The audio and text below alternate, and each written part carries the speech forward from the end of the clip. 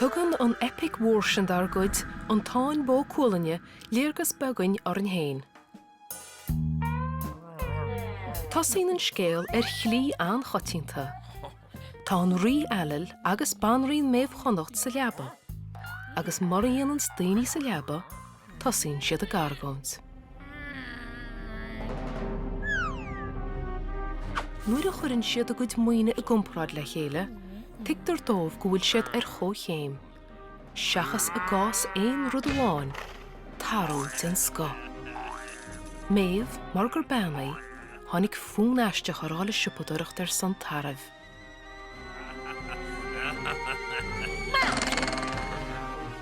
Jawn si maach gur bhéon tain áit néirin a bhfuil tarú chumá le ceanna fir ná gúige alla. Sa slád agus sa dúirta fulla a leanam, jawn me trácht iontach réadaí agus chlí bheithe na naoine seo.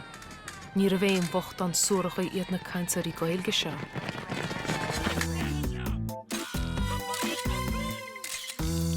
Chlócaí fada tuba bhí acu, beráin airgid ar an rollach, scia cuara o'r náidecha, claifte le láha íomhire arú.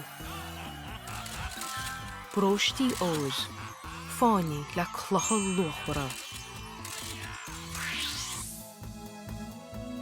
Is sí an Táin, epic mhuar na héireann, an scéal sin ina bhfuil cúcholing agus méamh agus ferdia. Tá epic ag tíréile a bhaineann le dia agus leis an hengil, le neamh, le hifran agus le rudaigh an tácht na riad. Ach, baineann an epic se glinge le rá tharmh. Rud a thug le fis do dhaoine áirithe gur a bé an tain chultúr a bhain atá in éiring ná agrachultúr. An focail bóthar féin, chosán é atá leathan go leor le gur féidir le bó siúléir. Ach, tá sleachta úntacha sa Táin mar sin féin.